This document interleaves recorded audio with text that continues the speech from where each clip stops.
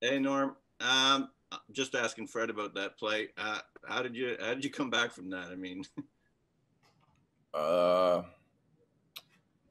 I meditated. Yeah, got my tech.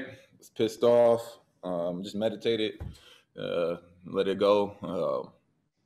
Try not to let it bother me because I had to get back focused and trying to help the team get a win. Um, yeah, but I was pissed. I was pissed. this one kind of got away early. I mean, you guys had a great comeback, but that first quarter, what do you think went wrong? Um, I think I had a good adjustment to what we were doing. Doubling Embiid early, so he didn't get going. We know that he has big first quarters, which lead to his big nights and making an impact for the team. So trying to keep him contained, and they did a great job of moving the ball to their shooters, and their shooters are ready to catch and shoot, and they were knocking them down. Cork Smith and Danny got going early. And then once we made the adjustment, we were able to contain and get to our rotations and bait them a little bit. But then them early threes, yeah, hurt us. All right, thanks, Norm. Appreciate it. We'll go to Michael Grange. Hey Norm, good game. I wanted to ask you about Fred, and he seems to be on a real roll this lately in terms of stripping guys, especially big guys. He's done it to Embiid a couple of times. You saw him do it to Giannis. How do you explain it? What do you make about his ability just to come up with balls, and over and over again? I mean, he's crafty. He's smart.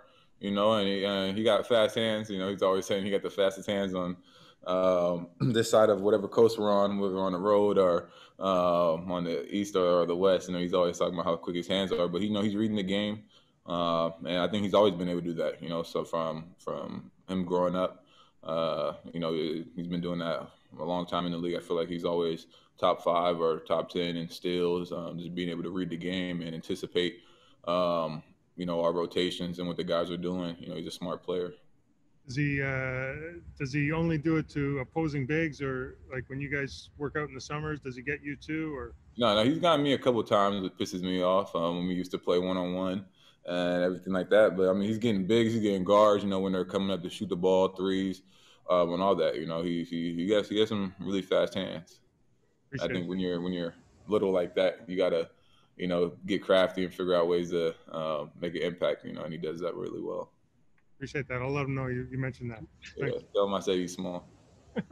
Little, I think. We'll go to William Liu. Hey, Norm. I think in the first game you guys played against Philly 2 days ago, there was like a sequence in the second quarter where I think Thibault picked up 3 fouls really quickly, just trying to press up on you. Have you noticed like defense is really keying in on you even more than before? Especially now that you're like a guaranteed 20 a night? Honestly, today, that first game against Philly was the first game where, well, I can't say that. I guess the first game in Milwaukee too, and just making adjustments. But yeah, I definitely can see, teams and stuff, trying not to make it easy for me, trying not to get going, and mainly I just try to read the game, play the game within the game and see how guys are guarding me a little bit too physical and trying to use that against them. I think that comes from just talking to Debo in the summer and just watching him play and other guys around the league studying film and how they get fouls and trying to get to the free throw line and get our team into the bonus quicker. So just reading their physicality. But I thought they did a great job first game and not making my normal looks easy, so try to make an adjustment this game for that. Right. And I want to ask you about the I guess kind of a temporary makeshift coaching staff, obviously with Sergio in quarantine and also Chris getting hired by the Timberwolves. What did you make of the bench tonight? Did everything feel normal? First I want to say congratulations to Coach Finch.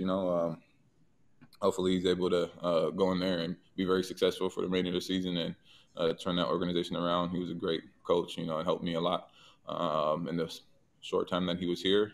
But I think we did a great job. The coaches that have stepped up and filled that quick role until they get it all figured out have been here. They know our system, they know the player, so it felt normal. Those guys do a great job in making sure that we're in the right position each and every night. So, I think some of the coaches are going to have a little bit more workload until, Sergio gets back or whatever it is, until that position is filled. But I think they did a great job and continue to. If I can just ask a follow up there, what did Coach Finch work with you specifically on, or? He was always just talking to me about, what I would like in the offense, how teams are playing me, not fighting the game so much and letting the game come to me. I think that was really big. Once I started and had more opportunity, more looks and things like that. He texted me when after he got the job, thanking me for all the work and everything like that, and just giving me pointers and stuff, and reading the games and reading how teams are guarding me now each and every night, to be able to make adjustments, and told me not to fight the game. So, he's always a heady guy that knows what's going on, so he was always talking to me throughout the game when I would walk by the bench and what he sees.